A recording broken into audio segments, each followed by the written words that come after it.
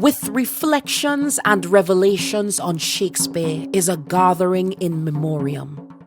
In captivating contemplation, pumping Caribbean sensation, poetry in performance unfolds. Extracts from Shakespeare, together with original poetry written by Deborah Jean-Baptiste-Samuel, comes alive as she now presents Shakespeare Bard Like That 5. A little oil in my lamp, keep it burning. A little oil in my lamp, I pray. A little oil in my lamp, keep it burning. Keep it burning till the break of day. A little oil in my lamp, keep it burning. A little oil in my lamp, I pray. A little oil in my lamp, keep it burning. Keep it burning till the break of day. No longer mourn for me when I am dead, then thou shalt hear the surly sullen bells give warning to the world that I am fled from this vile world with the vilest of worms to dwell. Nay, if you read this line, remember not the hand that writ it, for I love you so, and that I, if thinking on me should be forgot, if thinking on I should bring you woe. And if I say you look upon this verse, when I perchance compounded am with clay, do not so much as my poor name rehearse, but let your love, even with my life, decay, lest the wise world should look into your mourn and mock you with my life, even after I'm gone. A little oil in my lamp, keep it burning. A little oil in my lamp, I pray. A little oil in my lamp, keep it burning. Keep it burning till the break of day. Very good, nice. Come, your wasp in faith, you are too angry. If I be waspish, best beware my sting. Come. You mustn't look so sour. This is my fashion when I see a crab. But here's no crab. Therefore, look not sour. There is. Where? Show me. Had I a glass, I would. What you mean? My face? Well aimed at such a young one. Now, by St. George, I am too young for you.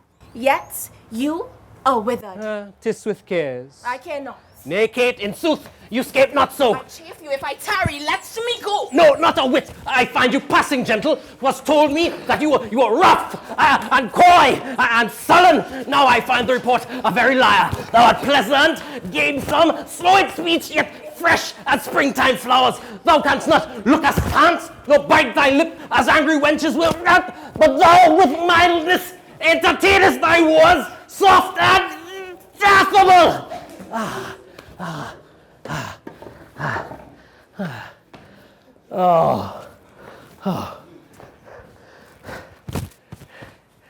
Why does the world report that Kate doth limp? Oh, Kate is straight and slender and brown of hue and sweeter than the kernels. Oh, yes. Let me see thee walk. Yeah. Hey. Thou dost not halt. Go, fool, and whom thou keepest command. Where did you study all this goodly speech? It is extempore from my mother wit. A witty mother. Let's let out her son. Oh! Am I not wise? Keep you warm. Marry, so I mean, sweet Kate, in thy bed. Therefore, setting all this chat aside, thus, in plain terms, your father hath consented that you shall be my wife, and will you, nill you, I will marry you. Now, Kate, I am a husband for your turn. For by this light whereby I see thy beauty, thy beauty doth make me like thee well. For I am he am born to tame you, Kate, and bring you from a wild Kate to a Kate conformable as other household Kates. And to conclude, Sunday is the wedding day. I'll see thee hanged on Sunday first. I tell you, 'tis incredible to believe how much she loves me. Sunday comes apace. We shall have rings and things and finery. And kiss me, Kate.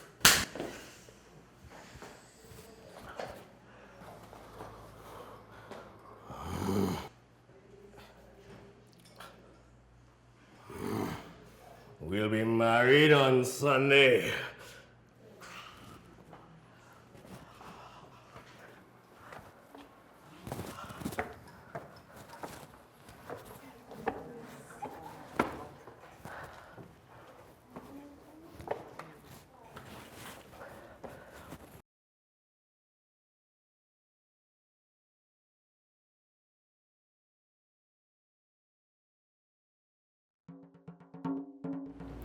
Catherine is so she is. Hannah Kimbo, head tie high, back chat and gesture hostile. Words will fly in a reply. One shake of her waist will add tempo to the pace.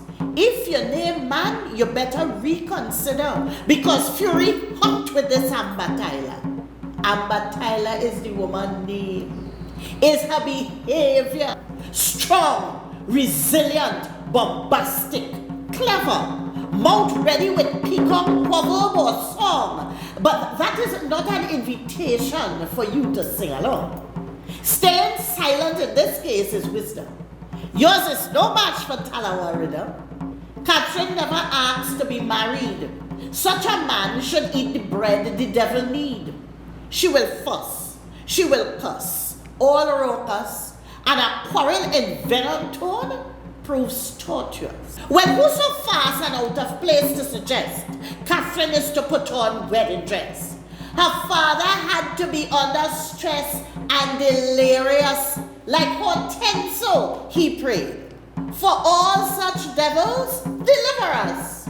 Catherine already had a reputation of having a posing attitude and being headstrong, with a vile volley of words. Volcanic is the eruption to crush the nerves.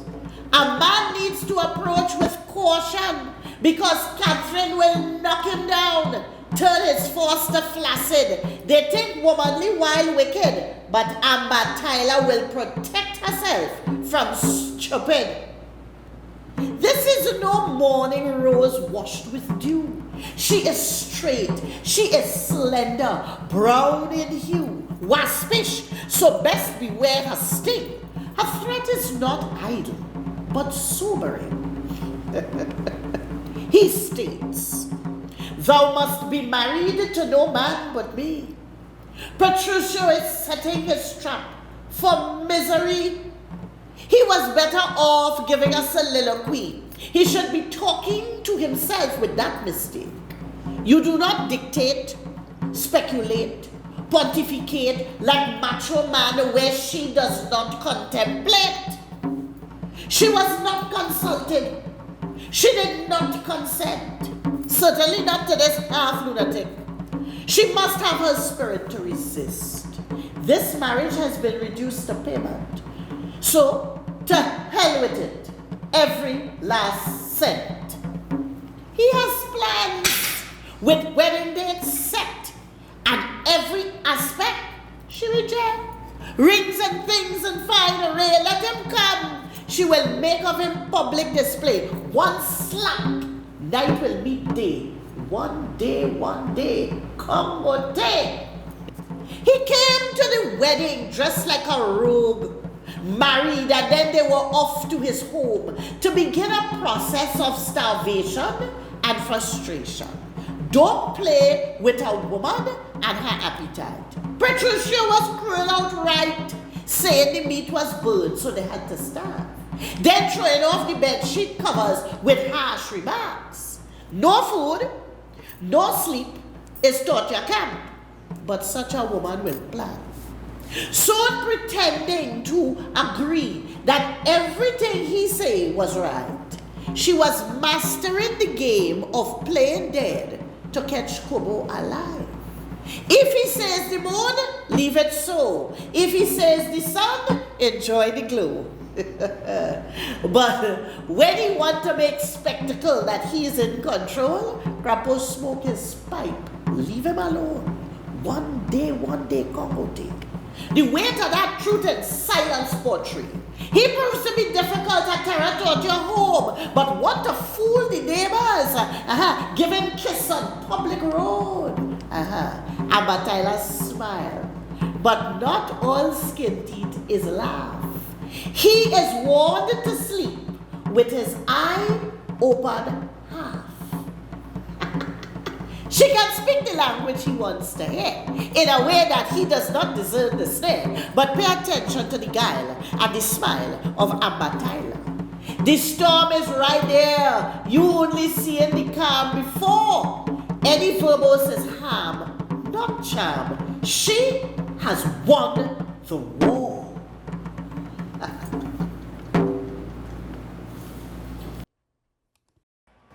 Most potent, grave, and reverend signors, my very noble and approved good masters, that I have taken this old man's daughter, it is most true. True, I have married her. The very head and front of my offending hath this extent, no more. Rude am I in my speech, and little blessed with the soft phrase of peace. And little of this great world can I speak, more than pertains to feats of broil and battle. And therefore, little shall I grace my cause in speaking for myself. Yet, by your gracious patience, I will a round unvarnished tale deliver of my whole course of love, what drugs, charms, conjuration, and what mighty magic, for such proceedings I am charged withal, I won his daughter. The father loved me, oft invited me, still questioned me the story of my life from year to year, the battles, sieges, fortunes I had passed. I ran it through, even from my boyish days to the very moment he bade me tell it, wherein I spake of most disastrous chances, of moving accidents by flood and field, of hairbreadth escapes in the imminent deadly breach, of being taken by the insolent foe and sold to slavery, of my redemption thence and portents in my traveller's history, wherein I spake of deserts vast and antres idle, rough quarries, rocks, and hills whose heads do touch heaven. It was my hint to speak, such was my process, and of the cannibals that each other eat, the anthropophagi and men whose heads do grow beneath their shoulders. This to hear would Desdemona seriously incline. But still, the house affairs would draw her hence, which ever as she could with haste dispatch, she'd come again, and with a greedy air devour up my discourse, which I, observing, found once a pliant hour, and found good means to draw from her a prayer of earnest heart, that I would my whole pilgrimage dilate, which, and whereof by parcels she had something heard, but not attentively. I did consent, and often did beguile her of her tears when I did speak of some distressful stroke my youth suffered. My story being done, she gave me for my pains a world of sighs. She swore, in faith, 'twas strange, 'twas passing strange, 'twas pitiful, 'twas wondrous pitiful. She wished she had not heard it, yet she wished that heaven had made her such a man. She thanked me and bade me that if I had a friend that loved her, I should but teach him how to tell my story, and that would woo her. Upon this hint I speak. She loved me for the dangers I had passed, and I loved her, that she did pity them. This only is the witchcraft I have used.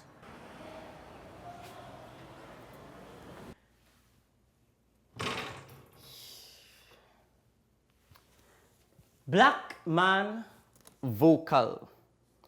Proud pulsating proposal with echoes of the midnight rubber. But no menace, no masquerader. His rhymes excites the air of Desdemona and arouses with hypnotic power her pleasure. Serious seduction is the flavor, but enraged and bitter is the father who with hate is anchored. For he is sure that Othello used witchcraft to seduce his daughter to love her. For she will not choose a black man for a husband unless she is under some cruel spell as ruled by wanton compulsion. But Othello has no need to deal in sorcery. Black man's voice is versed in his history, can captivate with tales of victory, of his exploits of conquering vitality. For Othello is a master griot, telling stories with full details to embellish, with verbal prowess to flourish. Desdemona is captivated, and such attraction leads to marriage. As Othello a vanished tale delivers, she defies her culture with courage. Black man, she embraces. Her father, she dismisses. End of dispute. For her, the blacker the berry, the sweeter the juice. Now, the only hindrance to her father's acceptance is complexion. Senseless was he to the beauty of black ancestry. The Moors controlled Spain for centuries, and the black ethnic and dignity soars for supremacy. Othello is valiant. He is triumphant, a leader, an exemplar. If he were white, he would be the perfect suitor. But blackness is bothering the father to the point of dementia. And so deranged and delusional is his hysteria because a black man is chosen by his daughter. Othello has a princely gait. Royalty is his signature trait. Undeniable is his regal quality. His words, his charisma exuded effortlessly. African antics in poise and demeanor, captured in the oratory with gallant gesture, delivered with calendar stick fight stature. Wah! He will overwhelm and prevail over. Black man, vocal. Legend and narration unequivocal, never rambling, only robust rendition of success fit for celebration. Tonight the black man feeling to party. Black man never miss a cue for tribal dance frenzy, but could get carried away in elation and celebration and miss that malice is a signal. Fatal is the flaw when a friend Iago, he does not see his envy, allowing Iago, a fiend, to bait him with jealousy, using treachery to bring the black man down, a hurt measured in quantum, with gravity enough to eliminate wife and discard wisdom.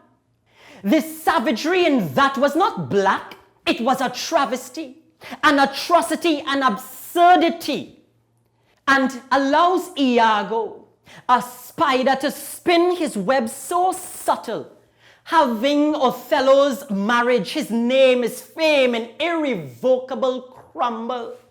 Death is beckoned and answers the call to the extreme, as the macabre music of guilt ends the mischief supreme.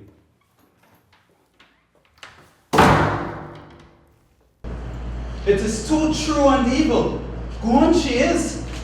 And what is to come of my despised time is naught but bitterness. O treason of the blood, fathers! From hence judge not your daughters' minds by what you see them act. But tell me, gentlemen, Have neither of you heard of spells and charms by which the property of youth and maidenhood may be abused? Have neither of you heard of some such thing? No.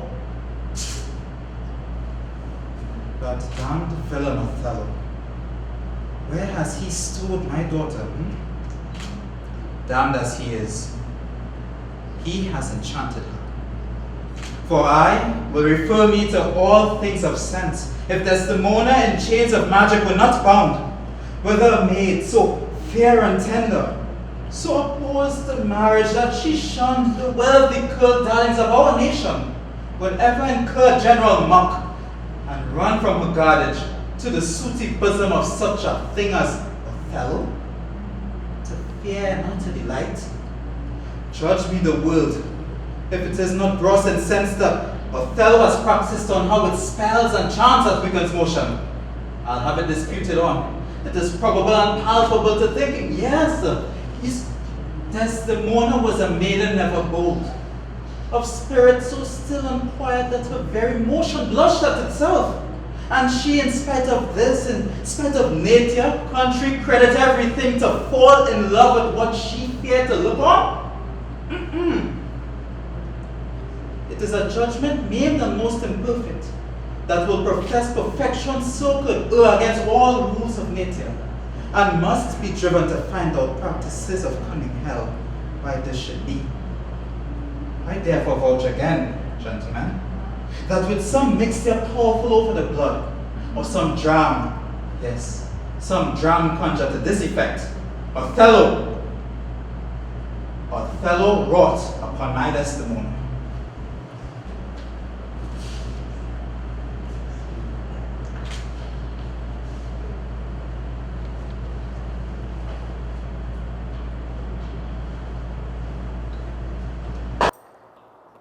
Interference, parental preference, sadness sequence. Yet, an overriding occurrence when children reach age for marriage. You see, parents could dispel or encourage, taking advantage of control, privilege, but doing damage up inside their children's business. Fathers, calculating husbands for their daughters, spewing venom if he has objection to his daughter's selection. Despair for Juliet, Hermia, Jessica. Set for special mention is Desdemona. A father says, Juliet must be married to Paris, a man of avarice. When her love is latched to Romeo, that sanctuary has her love all aglow. But the father, he fixate and simply say, no, no fatherly understanding he would bestow. Father say, Hermia must be married to Demetrius, a man she cannot trust. All can see that her being is sealed to Lysander. To him, her love is in surrender. But the father is there trying to decipher, well, which witchery was applied sinister? You see, to him, for her to love Lysander, it meant error and disorder. Father say, Jessica, you are not to marry that Christian Lorenzo. You see, father is a Jew, so this other religion she is to forego. Jessica tell him, I may be of your blood, but not of your manners. Made her comments known and never wait for answers. She elope, running far from father's residential quarters. She makes matters. Father no. Oh my daughter. When she gone, searching from dusk to dawn, yet left for life to mourn. Daughter gone, interference, and she run. His objection to what is Christian, creating this phenomenon. Now, Desdemona was in overt category. Father said, blackness is savagery, so to tie the knot, she had to flee. You see, it's just rage about race tormenting some of these parents, a warped, racist philosophy. Where there should be wholeness, instead, is a gaping cavity And from it, derogatory comments stark, thoughts about conjuration and mighty magics embark. After all, it had to be witchcraft that could cause his daughter to desire Othello. That man black for so, as far as father concerned, his value is zero. Father say, forget all his bravado. That man black like a shadow. Rage about race, causing tensions to overflow, adding fire to the wicked spark of Iago, ending in tragedy for Desdemona and her Othello. Interference, parental preference, but for true love, no reverence. Navigating this entire love circumference for daughters is selfish sentence, guilt presence, and absolutely no coherence. Imagine mothers organizing wives for their sons is decadent living where sense should belong. Now, Catherine the Shrew, her father was unique. He wanted her married, yes, but quick and fast. He didn't care to give critique to the one suitor whose courting was really incomplete. In fact, he had a little bit of a mental streak. But the father, he just wanted her out of the house. No concern or regard to the quality of spouse. And all the tantrum tactics could not fix the licks.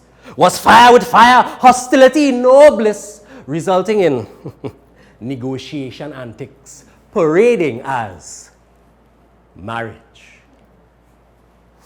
Interference, parental preference.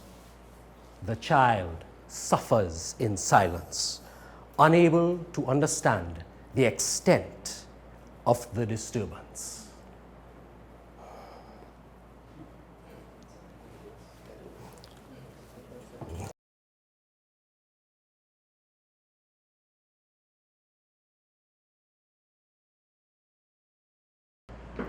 Leave your burden down by the riverside, down by the riverside, down by the riverside.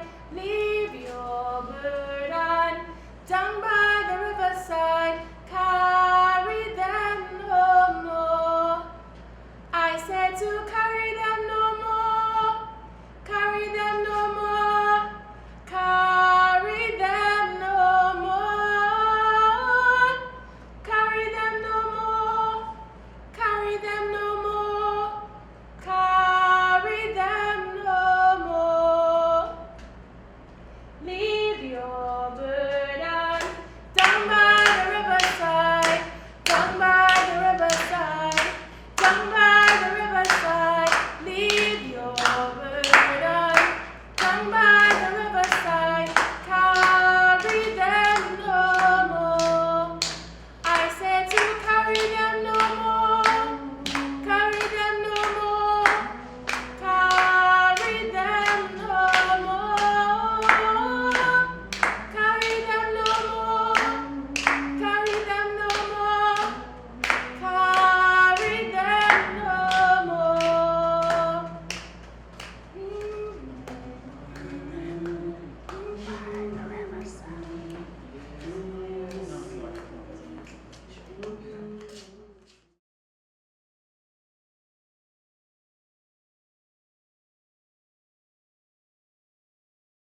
For Monsieur Malvolio, let me alone with him.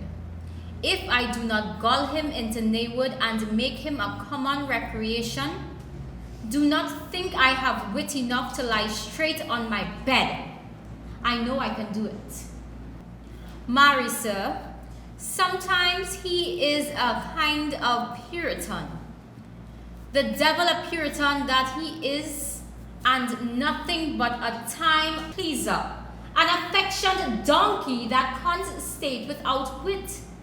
The best persuaded of himself, so crammed as he thinks with excellencies, that it is on his ground of faith that all that look on him love him.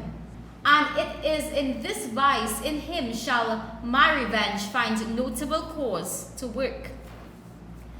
I will drop in his way some obscure epistles of love, wherein by the color of his bed, the shape of his leg, the expression of his eyes, foreheads, and complexion, he shall find himself feeling most notably personated. I can write very much like my lady, your niece. On a forgotten manner, one can hardly make distinction between our hands. Sport royal. I know my physique will work on him. I will plant you two, and let the fool make a third, wherein he shall find the letter. I know my physique will work on him. Observe the construction of it. For this tonight, and dream on the event. Farewell.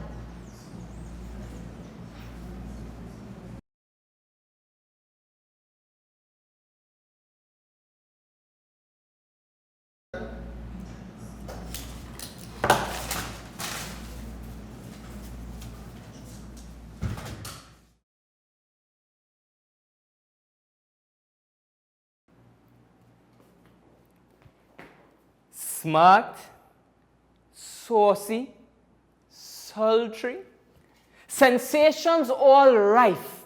Like salt and spice, she will add flavor to life. Maid to Olivia, sensitive and observant, wise and flamboyant, urges Toby to sense, and is met with resistance. Malvolio, toward her, sharp and sarcastic, but that she could fix with flair for tricks and sobering antics. Fest, Andrew, Sir Toby, Malvolio, all four feel her bravado. Witty a piece of Eve's flesh, so says Fest. Sir Toby could not articulate her zest, but begs of her, possess us, attracted by her rare resilience. She could gull Malvolio into a nayword. Her revenge for his vice finds notable cause to work. She lures him with obscure epistles of love that plan fit like hand in glove. She discerns he is full of himself. Her sport royal in her mind is relentless. Dream on the event indeed. For much can be conjured in dreams, and for that particular fruit, Maria plants the seed. You see, talking with himself and his own shadow is none other than vain Malvolio. Maria writes a letter to spark his ego. Bait is tossed like magnet and he swallow. Maria put a hex on the letter. The effect it had on him was obia. Seaman melt, blush with, no man must know, thinks he is in for secret rendezvous.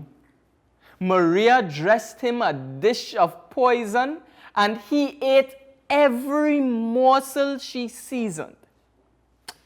Only Maria could do the hypnotism. For yellow stockings fashion mannerism, the essence of her scheme had him in smiles, forever etched in comedy files, a laughing stock, a donkey brain, a fool, even a beaten boboli he overruled, obeying every point of the letter she wrote, dressed in yellow fandanglements. on Olivia to dote. Thinks to go to bed with Olivia, he has an offer. Tainted in his wits under the hand of Maria. His ridiculous boldness, talking of some achieve greatness. Repeating words Maria wrote down. Clearly his mental disarray strong from Maria's potion. Plus, she put prayers in the mix. Improbable fiction sticks. Maria directs her own play, has Fest disguised in gown to sway emotions of Malvolio, acting as Sir Topas, visiting the lunatic who lay in ignorance. Maria orchestrated the complication. Sir Toby was impressed with her disposition, with her eloquence, courage, and strong opinion. Maria managed to distill from Toby a husband, and those two, before long, became one.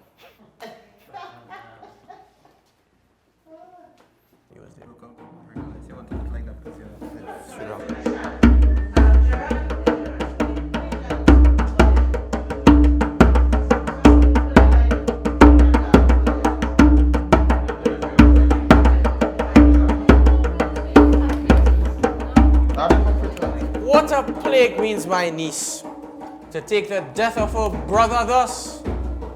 I am sure care is an enemy to life, but I shall drink to that. These clothes here are but good enough to drink in, and these boots too. And if they be not, let them hang themselves by their own straps. I will drink, so long as there is a passage in my throat, and enough drink in Illyria. He is but a coward and a coistrel that will not drink to that. But not to be abed after midnight is to be up betimes. And tiliculo sugere, thou knowest, for thou art a scholar, to be up after midnight and to go to bed then is early. So to go to bed after midnight is to be up betimes. But I hate it as an unfilled can. Does not our life consist of the four elements? Let us drink to that. Drunk, no manners, disorderly, with Andrew tipsy nightly in his company, intoxicated and lying late till 4 day morn, from his own family, shame and scorn, because he treats the house like a rum shop, love songs and caterwauling non-stop. Toby, like a belch they tried to expel, but he hold on, living off his cousin well. Drunk and a parasite, a rogue, vulgar, rowdy, if the whole story be told, a perpetual annoyance due to his level of decadence. Beer, whiskey, moonshine, rum, brandy, vodka, and wine caused his conduct to climb to a spiral hill of slippery slime. To Olivia, closely related, yet due to his demeanor, alienated. Stone drunk, but still able to be aware of the maid Maria's wit and dare. In fact, he is sobered a bit by her charm. That proved to be a love alarm. She tells him to cease his sordid ways. Drunk like a fish both nights and days. Confine yourself within the modest limits of order. So bellows the wisdom of Maria. but like stick breaking his ears, will not listen to sense. The voice of wrong is all he hears, quaffing and drinking he reveres. For Toby, his gem, his sparkle is Maria, her spell and allure and mesmerizing nature. If he fails, it will be a recipe for Tabanka, with a weakness for love songs and drunk enough to drown. Love for Maria grows strong, and with her clever trap to bring Malvolio down, Toby values her expertise as a prize. He says, I could marry this wench for this device. Maria, the excellent devil of wit, sobers him to have a hand in the stint. They team up in the bacchanal, two as a duet within a commerce chorale. For Malvolio, proper smoky pipe, he going to fall like mango ripe. Love catching a fire and blazed, he will marry Maria and leave all amazed. After the wanton laughter, beyond the drunken stupor, in marriage he was enraptured.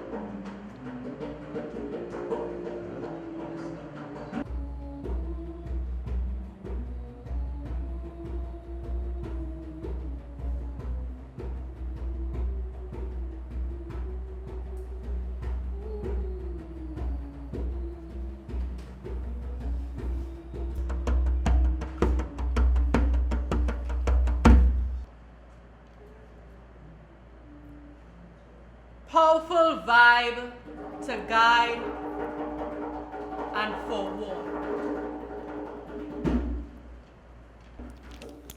Voice true, message clear and spiritual. Protects listener from evil portent, harm, if heeded at once, proves effectual. Beads, broom, bell, no spell or hex, tidings true to tend, to God save a leader. Simple and sincere, not meant to perplex. Success hinged on compliance behavior. On target is the voice most clairvoyant. To hear may enlighten. Disturb. Warnings go forth to caution the deviant.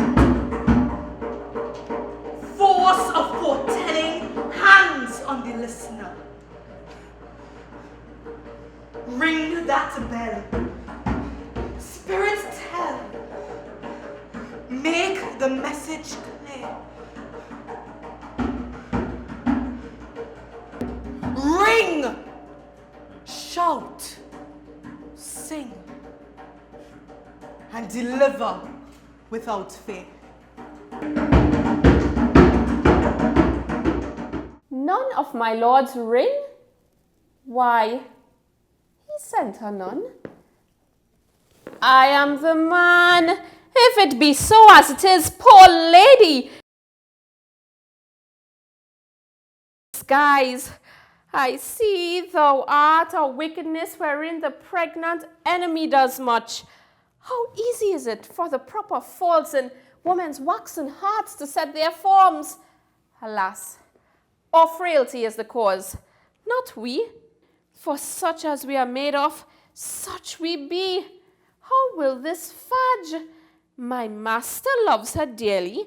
I, poor monster, fond as much on him, and she mistaken seems to dote on me. Oh, what will become of this?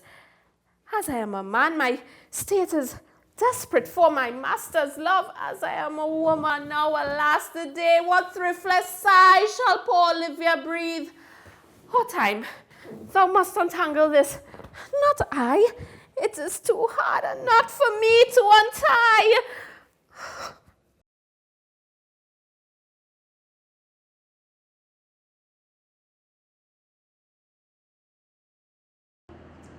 So, what mass you play? Old mass at Juve or high mass at noon?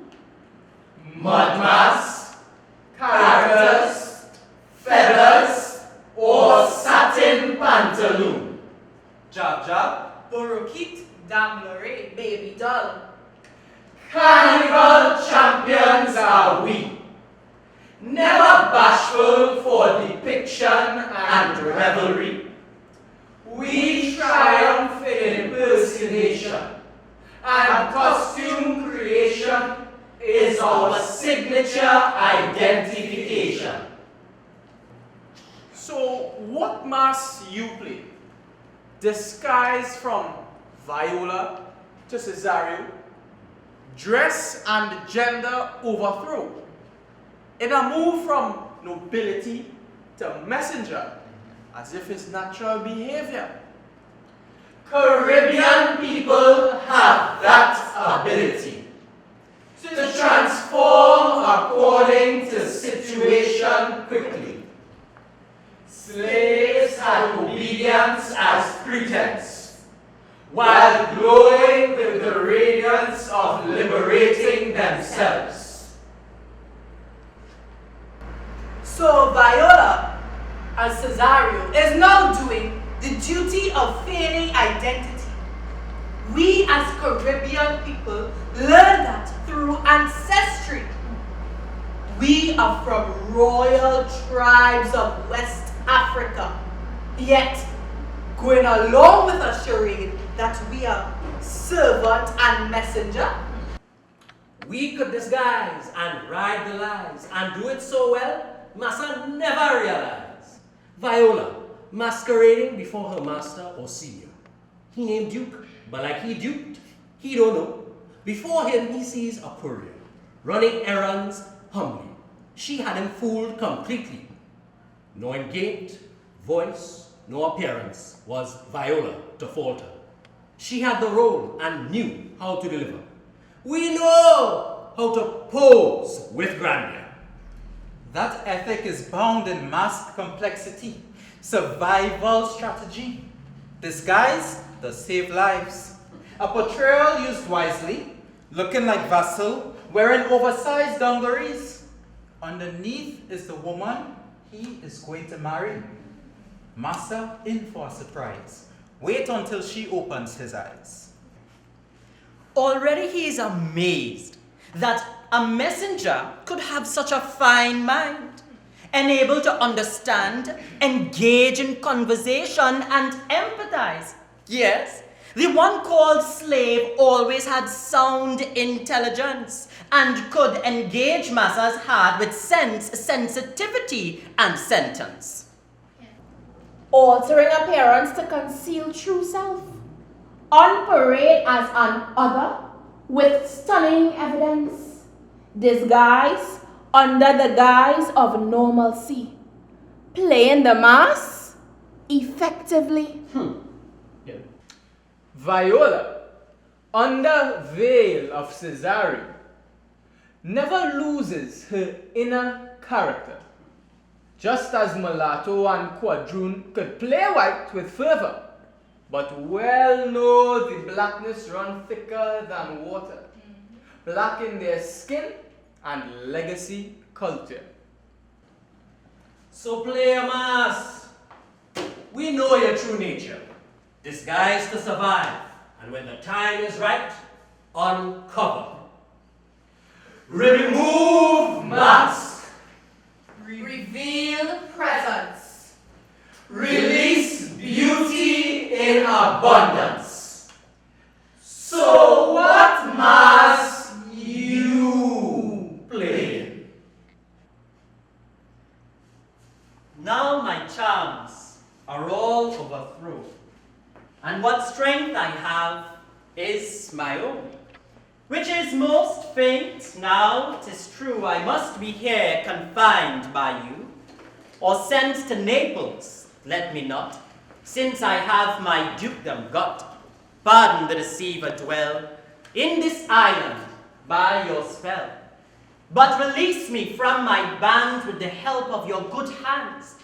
Gentle breath of yours my sail must fill, or else my project fails, which was to please, and now I want spirits to enforce and art to enchant. And as you from crimes may pardoned be, let your indulgence set me free. I see the lighthouse, amen. I see the lighthouse, amen. I see the lighthouse shining in glory. I see the lighthouse, amen. Amen, amen. I see the lighthouse, amen. I see